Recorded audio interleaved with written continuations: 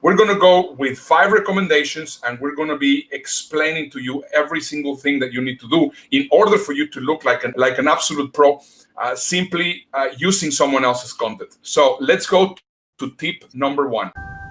Tip number 1, make it short. Before we get too deep into this tip, I want to make sure you understand something. Fair use law is a creation of lawyers and the courts. YouTube uses it as a guideline for determining whether or not they take down a video or not. However, YouTube is not a court, it's a company, and in this area, its main motivating force is not to get sued. So as a result, you could do your best to comply with all the fair use law and maybe even have a court say, yeah, that's a fair use. But the bottom line is YouTube still takes it down. And that's because they're concerned about being sued in this area. So as a result, we have to be super careful. We have to comply with fair use doctrine to a T. Otherwise, we risk copyright strikes. And if you get 3 copyright strikes, your channel is down. So let's be real careful when we comply with these rules that we talk about today. As a lawyer, I've argued fair use law to YouTube until I'm blue in the face. They always punctuate the conversation with the response, oh yeah, how much does it cost for you to post your own videos on our website? I always go, ugh. So the copyrighted video or audio clips that you import into your YouTube videos, they've got to be short. Listen, there is no hard and fast rule for how long the clip should be. The shorter the better. 1 second, 2 second, even if you gotta go to 30 seconds, just make sure you're following the tips that we're gonna discuss today, and you'll be safe from YouTube copyright strikes. Right now, if you take a video from someone else and you integrate it into what you're doing, and it could be 1 second, 10 seconds, 15 seconds, 3 minutes, 4 minutes. There's not really a rule. As long as you can integrate it and put it in a different context or giving it context. Now, there's 2 secrets here that I think that you need to know. First of all, if you are reporting the news, that of course already gives it, a big fair use advantage. If you're using it for educational purposes, that also really helps getting the fair use advantage. Now, when you upload a video, they're going to tell you, well, YouTube is immediately going to tell you, you know what, this video has copyrighted material. And one of the things that you need to do is you need to make sure that you answer that complaint and you say, well, you know, my show is educational, my show is about news, and 95% of the times they tell you, well, you know what, you're fine. I mean, you can use it, not a problem. If they come back and tell you, you know what, I don't think that you can use it, then what you can use is just trim that bit on your video and then you will be fine. So don't be afraid of actually using someone else's content. Yeah, and if you find that you've got a video that I mean, it's quite rare, but if you've got a video that's a challenge, then just get a still image and explain what the video was about, and then you'll be able to get away with it. And the simplest way of doing it is like we do. We talk about a video, we'll give you most of what's going to go on, apart from the actual meat of the sandwich. If we had to lose it, we could actually show that. We could show a video as it is and move on. Another way of doing it is actually show the video and talk over it. So it means that you're not actually hijacking the content and using it for yourself. So it doesn't get caught by the censors in the same way. You're just describing it and complimenting it and saying how useful it would be for people to know what the explanation is. So there's lots of ways of generating really exciting content if you do come a cropper to that issue about the copyright and licensing it. So let's go to tip number 2. Tip number 2, comment or respond to the copyrighted work.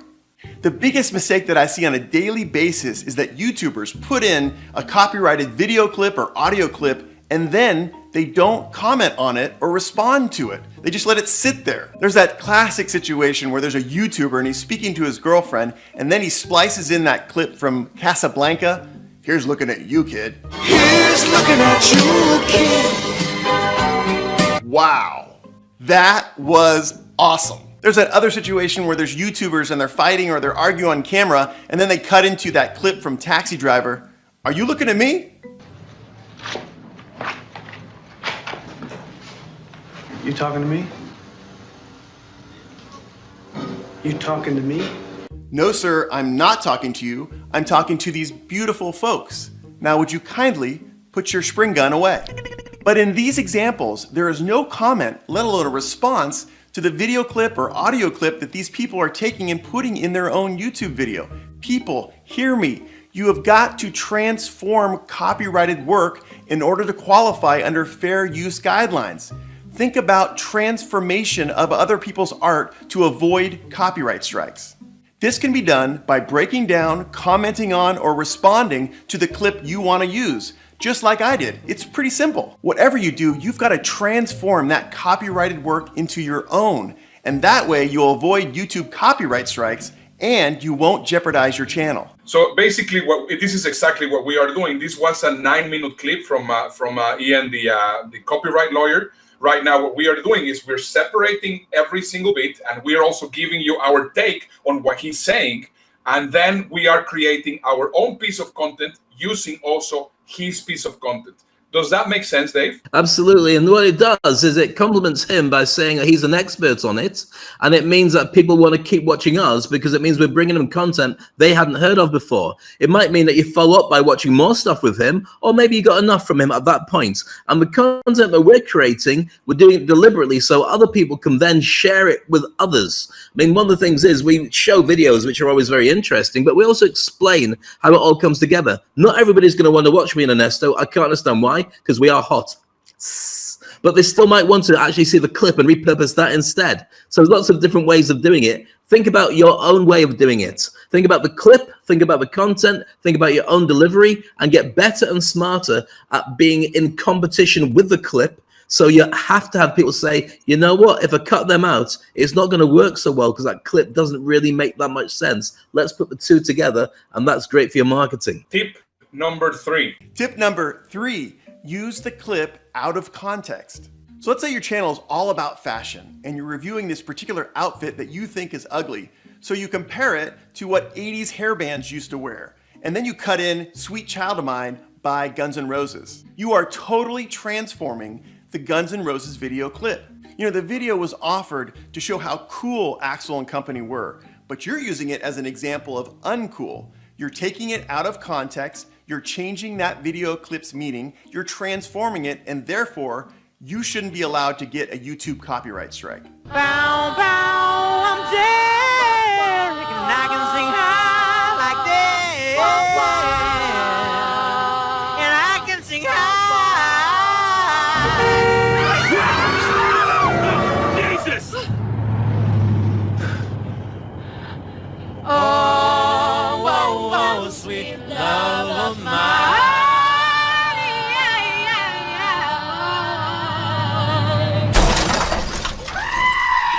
Brilliant. If you take any piece of content, switch it or take it out of context, then you will be fine, which I think is just a great, great piece of advice. Next tip, we're going to go to tip number 4. And tip number 4 is also going to be very useful. Have a look. Tip number 4, modify the original clip. There really are simple ways to create new art out of existing copyrighted art. You can make a mashup, a remix, or some sort of new expression of the copyrighted art. In my last video, I talked about the case of Carryow versus Prince. Click the card here to watch that video. You may remember in that case, Richard Prince added blue dots and a cutout guitar to an original photograph taken by Patrick Carryow. The court, in the later copyright infringement action, ruled that this was totally transformative and fell within fair use guidelines. You can do this too. You know, maybe not in the exact same manner, but check out this mashup between Ed Sheeran and Disturbed called The Shape of Sickness. You can watch the full video on this card here. Drowning deep in my sea of loathing. Totally transformative. Or check out this guy Dave Webb, who created an entirely new Seinfeld episode from deleted scenes, stand-up bits, and alternate takes. You can watch the full video by clicking the card here. But I think to me the scariest thing in food is that expiration date on the milk. Modifying the original art really does work. That Seinfeld episode we just saw, that's been up for 6 years without a takedown or a copyright strike. So yeah, it's gonna be more work for you. You can't just import a Seinfeld punchline into your video and call it a day. You're gonna have to transform it, but if you do, you'll be safe from YouTube copyright strikes. So very interesting, because in a past life as a DJ, I remember when Rick James Super Freak was repurposed like MC Hammer as Can't Touch This. And Rick James tried to sue MC Hammer, and he couldn't do it because they said that it's a completely different song, which, let's be honest, it's exactly the same song. But what happened is, as this evolved, recently Marvin Gaye's estate sued Robin Thicke for Blurred Lines, which sounded like an original Marvin Gaye song, and won. Robin Thicke's song was a global hit for the entire year, played everywhere. The video was stunning. It launched him onto superstardom, but he ended up paying out $13 million to Marvin Gaye's estate, who didn't do anything to contribute to the song apart from be related to Marvin Gaye. So be very careful, because things are evolving all the time. Make sure what you're doing is adding art, but also, if you can, cross-reference it with what other people are doing to make sure you're on the right track. There was just one thing that I wanted just to mention. You notice that he was doing, if you want to see this video, please look at this card. And if you want to see this other video, please look at this card. And if you want to see this other video, please look at that card. That is what YouTubers, which are professional, do. What are cards? There's two things that we haven't mentioned, and we have had in other episodes of Fast Forward. But the cards are basically you recommending your own videos so that you can actually create the binge watching effect in your YouTube channel, and that's just absolutely critical for you to understand. So how do you do that? Search for our videos and actually click here on this card, and you will see that we have a video showing you how to do that. Did you see how this is done? We're basically creating that effect, and I think that's super effective. So let's go to the very last tip, which is going to be tip number 5. Have a look. Tip number 5, attribute the video or audio clip you're using to the original creators. A decent defense to a YouTube copyright strike, when used in combination to the tips we just discussed, is attribution. Attribution is simple. It's just citing to the original work of art in your description section in your YouTube video. It's really easy to do. I use the Modern Language Association format, which is this. You just put the name, title, website name, publisher, publication date, and the URL. If you copy this format and properly attribute the original creators of the art you're going to use, and you use the tips we previously discussed, then you will be protected from YouTube copyright strikes. Hit that like button, and don't forget to subscribe. You might even want to hit that bell, and you'll be notified every Wednesday when a new Heart of the Matter video comes out. So now you're an expert on avoiding copyright strikes on YouTube. So let's just get a couple of things which I think are very important. So if you're using someone else's content, please make sure that on the description of the video, you also give them the right there. That's also going to be protecting you. And also one of the things which I keep on mentioning, and you keep on seeing it, if you like all the information that we're showing us, please make sure to subscribe, make sure to like, make sure to comment, and make sure to ring the notification bell.